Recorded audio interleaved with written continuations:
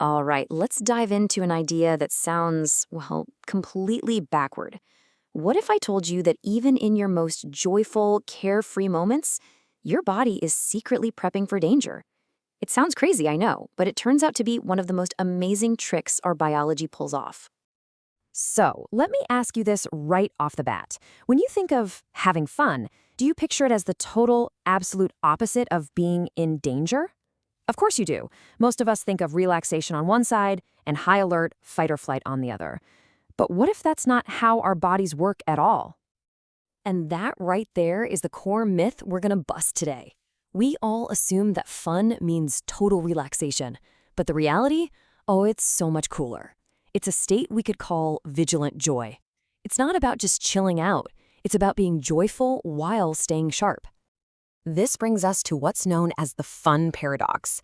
See, our biology isn't some simple on-off switch for relaxation and alertness. Nope. Instead, our systems have evolved over millions of years to weave survival instincts and enjoyment together in a way that's nothing short of brilliant. Now, at the heart of this whole paradox is a principle that makes it all possible: dual layer processing. Seriously, think of it as an evolutionary masterpiece. Our ancestors needed to rest, to bond, to play, but they couldn't afford to be totally vulnerable. So, our brains developed two layers. One layer lets us feel happy and safe, while a second, deeper layer is always on duty, just silently scanning for anything out of the ordinary. So, where's the command center for all this? Well, it all starts in the brain, of course. Because tucked away inside, there's a hidden guardian, a part of you that is always watching, even when you are completely lost in a moment of pure fun. And let me introduce you to that security guard, your amygdala. Now, we usually hear about the amygdala when we talk about fear, but its real job is just threat monitoring. So while you're laughing your head off at a joke or vibing at a concert, your amygdala isn't switched off. It's humming along silently in the background, constantly processing all the sights and sounds, just making sure everything's okay. And that's the key. This hidden guardian is always on. It's why a sudden loud noise can make you jump out of your skin, even when you feel totally relaxed. That's not a glitch. That's your brain's incredible design, allowing it to pivot from pleasure to protection in a split second.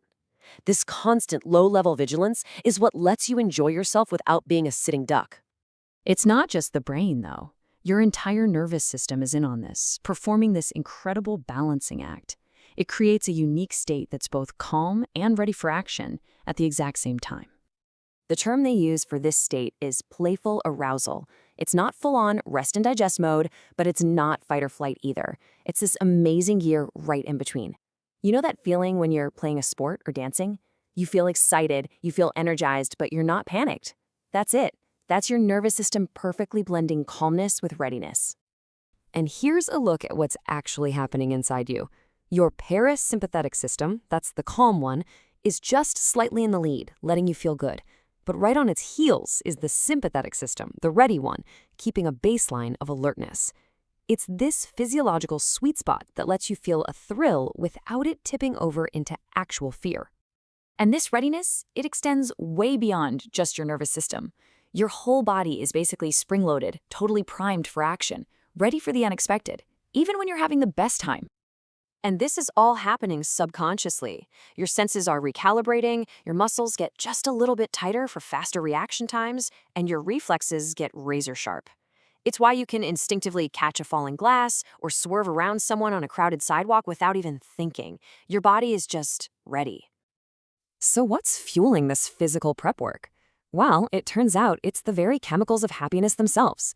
Your fun hormones are actually incredible multitaskers, playing a dual role in both joy and survival. Just take a look at dopamine. We think of it as the joy and excitement hormone, right? But its secret side hustle is to speed up your ability to learn and adapt if something goes wrong. Endorphins give you pleasure, yeah, but they're also natural painkillers, prepping you for a quick escape. And oxytocin, the bonding hormone, it makes you feel connected while also making you hyper-aware of any threats to your group. It's an amazing two-for-one deal. And believe it or not, the preparation goes even deeper. Cognitively, parts of your brain are keeping tabs on your internal state. Socially, you're subconsciously reading the body language of every single person around you. And this is wild. Your immune system even gets in on the act, entering a state of readiness for any potential scrapes or injuries that might happen during play. So, when you put all of this hidden biology together, it finally explains something we've all felt: why some of the most fun things in life feel so darn thrilling. It all comes down to that super thin line between excitement and danger. I mean, just think about it. A roller coaster, a competitive game, even a scary movie. What are we really doing? We are intentionally pressing all of our body's danger response buttons, but we're doing it in a controlled, safe environment. We're letting our body rehearse for a threat while our conscious mind knows it's all just for fun. This quote from the research just hits the nail on the head. It explains why thrill feels so close to fear. In your brain, they practically are the same. The boundary between excitement and danger is thin because they activate overlapping neural circuits. The only real difference is the context. It's your conscious mind deciding to label the feeling as exhilarating instead of terrifying. So what this all means is that fun isn't one simple thing. It's a really sophisticated two-part experience. There's the conscious joy that you feel on the surface, and it's all supported by this subconscious vigilance running silently underneath. And here it is. This is the final, kind of mind-blowing revelation. You are not carefree in spite of these hidden systems. You get to be carefree because of them. Your body takes on the entire burden of risk assessment, which frees up your conscious mind to just let go, play, and enjoy the moment completely. It's the ultimate teamwork. This view just flips our whole understanding of fun on its head. It suggests that play isn't frivolous at all. It's actually a highly advanced form of survival training.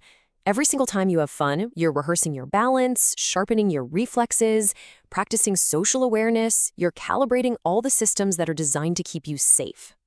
Which leaves us with one last big question to think about.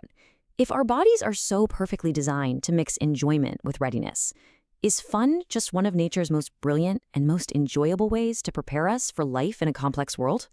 Is it all just survival training in disguise? Something to chew on the next time you're having the time of your life.